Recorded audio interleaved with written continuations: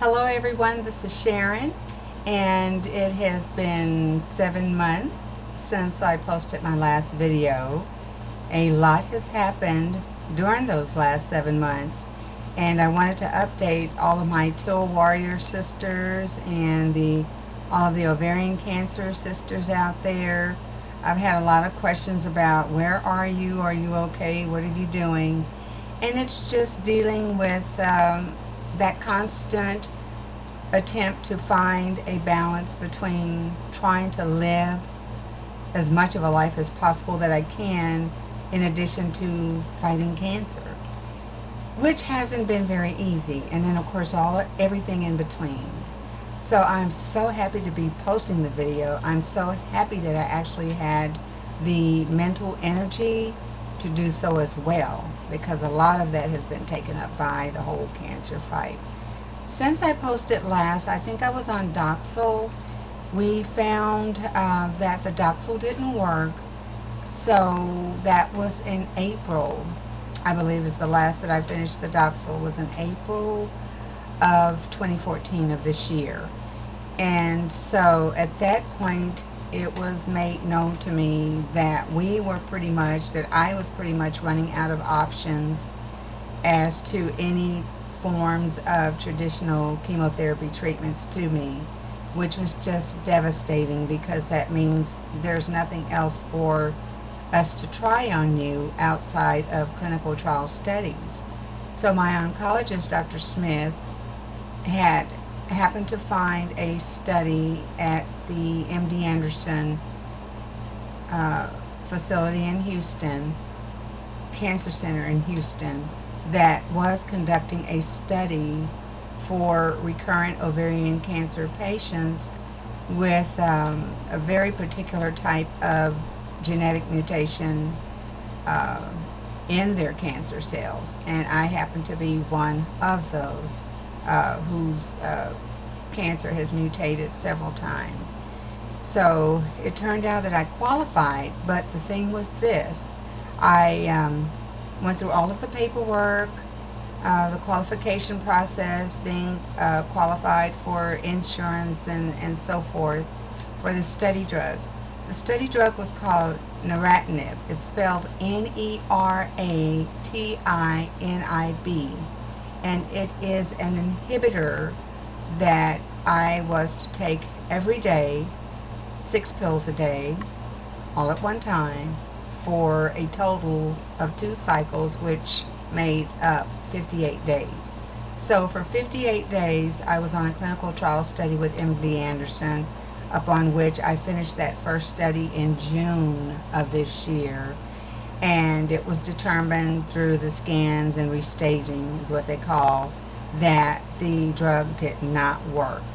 In fact, I had some of my tumors had actually grown, and I myself knew that I had some growing because I could feel a couple of them under the arm that had gotten pretty large.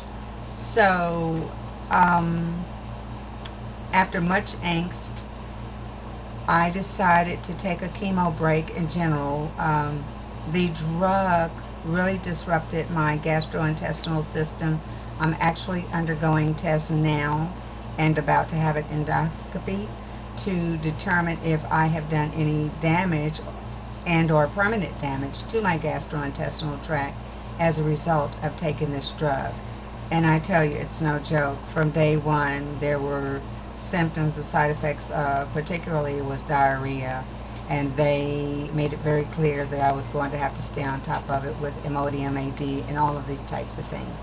So it wasn't just a walk in the park to be a part of this study, but you know that, and they can't tell you what to expect, which is why you're on the study.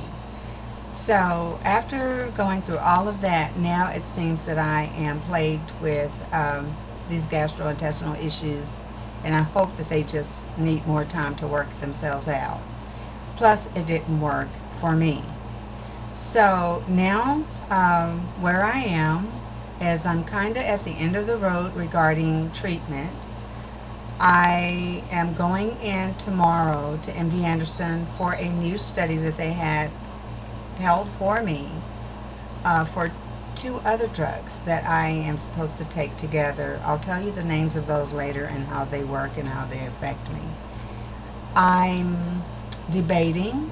I'm going to have the scans Monday, and then I'm going to actually talk over the research with a research doctor over this particular study Tuesday, and to see if I will in fact go through with it.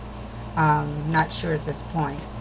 It has been very disheartening to know that, and I know I'm blessed because I've been fighting, excuse me, I'm losing my voice, for the last 7 years, but that's a blessing. But when you're facing your mortality, you realize more so than ever before that there's so much more to life that you just want to partake of, that you want to have a taste of, that you want to continue to meet wonderful, wonderful people that are in the world. And it's very disheartening to think about it. I've actually made plans. I've actually had pre-burial arrangements looked into, and all of these things. So it's been a process, but this is what happens. And all the Teal warriors out there, at some point in time, we need to know that this is just a matter of time. I'm even actually thinking about just not doing anything at this point because I feel great not having been on anything since June. And I like the way I feel. So you need to understand this is what you're going to face at some point along your journey. You're going to have to deal with it. You're going to have to keep a really stiff upper, going to keep that chin up, but still try to live while you can. So I have been busy with all type of activities. And, but this is what has happened. So I still have tumors. Some were last known to be growing. So Monday I will find out if we have stability. I will find out if we have more growth, and then for me that will help me to determine what I would like to do in the future. I hope you all still continue to keep me in your prayers, but I just wanted to update you. I've had lots of people asking, what's up? Are you still with us? I'm still here. And it's a terrifying journey, but I have to share it nevertheless. I wouldn't want anyone to feel like they're going through this particular cancer alone, and I know that that I am not. And my Teal sisters out there, my beautiful sisters, I call them beautiful sisters for Teal. But nevertheless, there you have it. I kind of comprised everything up as much as possible because so much has happened. Here we are in August. It is the hottest month of the summer here in Texas, and it's holding true to its name. So anyway, I thank you all for checking in. Please keep those prayers coming, and I'll try to update you a little more frequently than I have been in the past. Take care now. I love you all, and have a great day. Bye-bye now.